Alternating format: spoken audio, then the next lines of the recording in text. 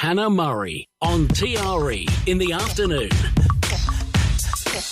Good afternoon. Joining us on the line now is Mona Smith. She's a UK-based writer who, after overcoming severe back injuries, menopause symptoms and early signs of osteoporosis, she discovered the transformative power of weightlifting in her late 40s.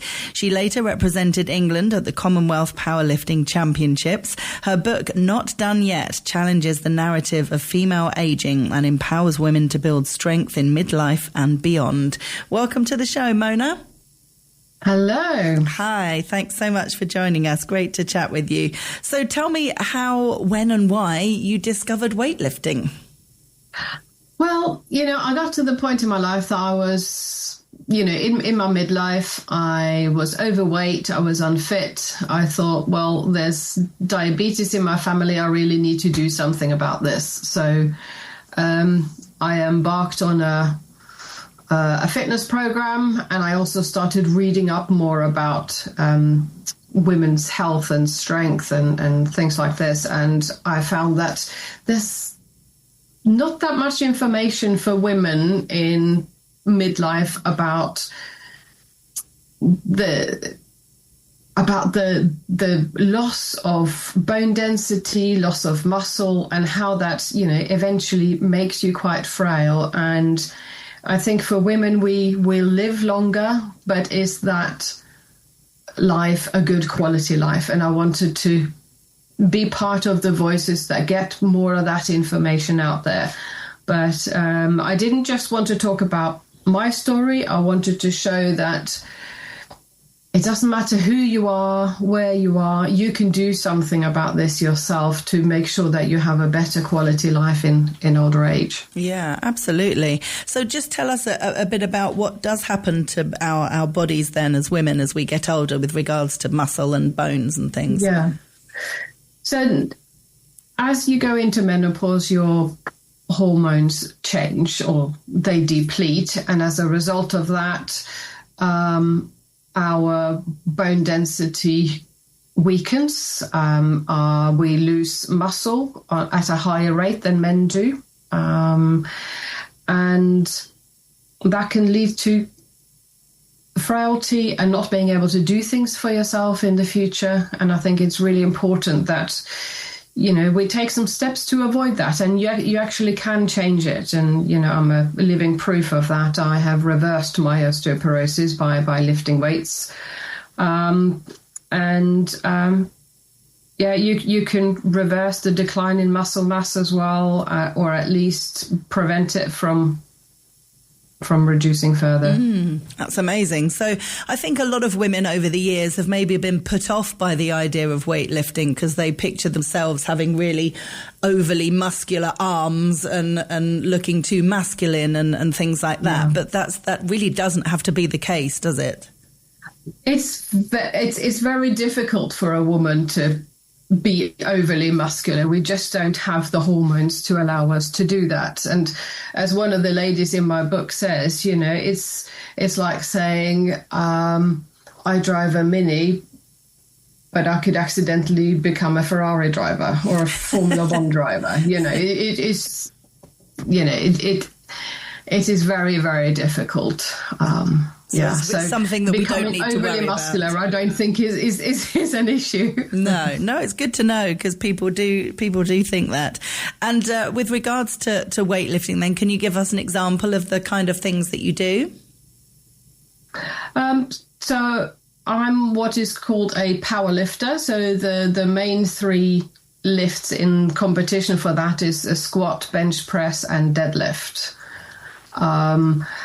But, with the training, so those are the main three lifts. But in training, I focus on all sorts of other auxiliary exercises as well to build muscle. Yeah.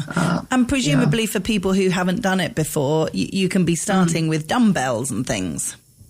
Yeah, you could start very small, even lifting cans of drink or food tins. You don't have to invest in anything expensive. The important thing is that you you do a weighted exercise, not just using your body weight as you exercise. It is the overload of the muscle that will help you build muscle and stop the decline. Yeah. So tell us about representing England at the Commonwealth Powerlifting Championships. That's amazing. I never thought that was going to happen at the age of 51. I got myself a personal trainer because I wanted to make sure that I did things correctly, and I needed some support. And as I was turning 50, I said to her, I need something to focus on, but also I want to celebrate the fact that I'm turning 50 by doing something I haven't done before. And she said, why don't you do a powerlifting competition? And I said, no, you're mad. I can't do that, surely. I'm not strong enough to do things like that. And she says, no, actually you are. So I signed up for a competition, and I got the qualifying total for the British Championships. And so I went to that, and I did the English Championship the following, a couple of months later, and was invited to represent England at the Commonwealth a year after I started. Wow, that's amazing. And how did you find it? Was it intimidating being in a competitive environment, or? Very much so. I have never been sporty in my life, never competed in anything.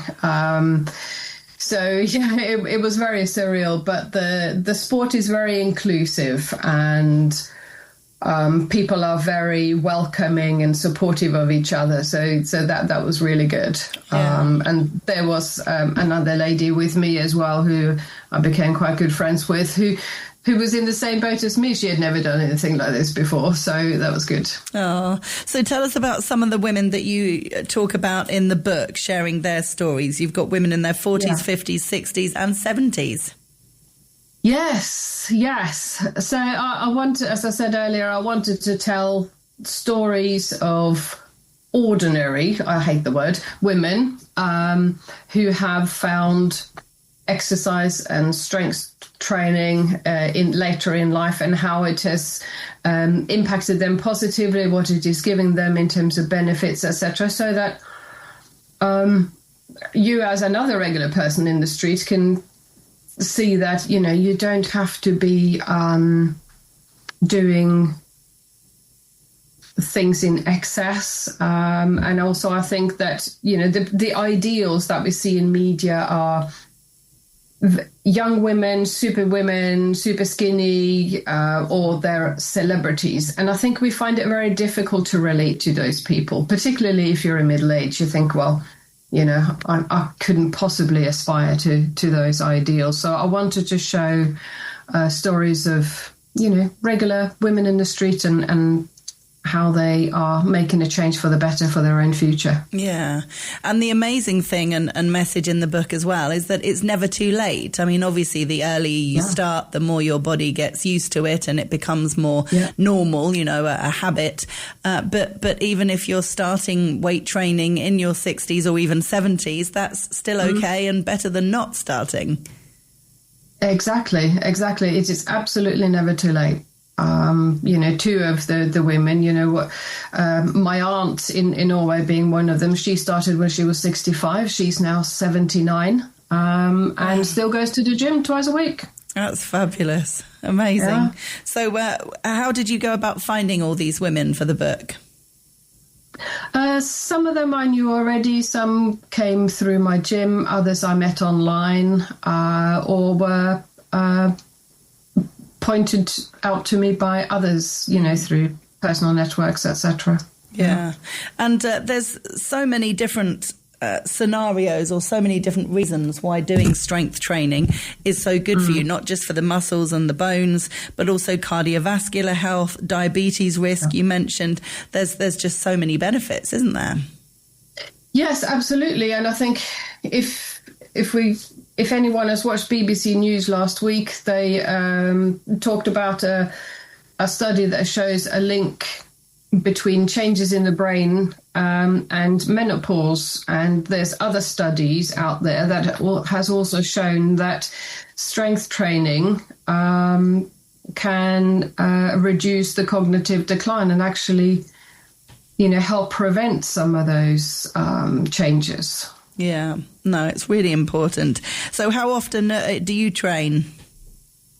I train in the gym, strength training 4 days a week, but I also go cold water swimming twice a week as well. Oh wow, gosh, yes, I'm not tempted by cold water swimming, I must admit.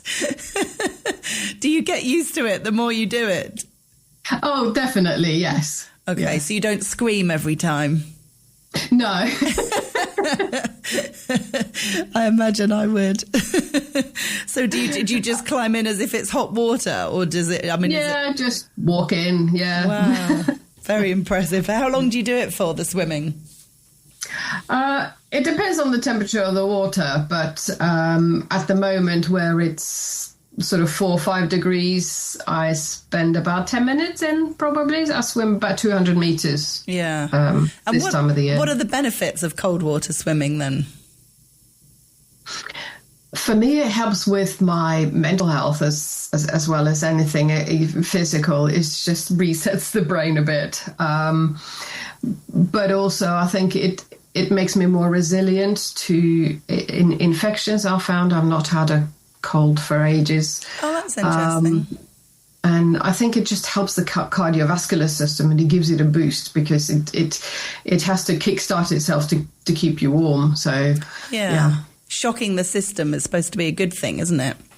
Yes. In different ways. And you don't need to be in it for a long time for that to happen. No.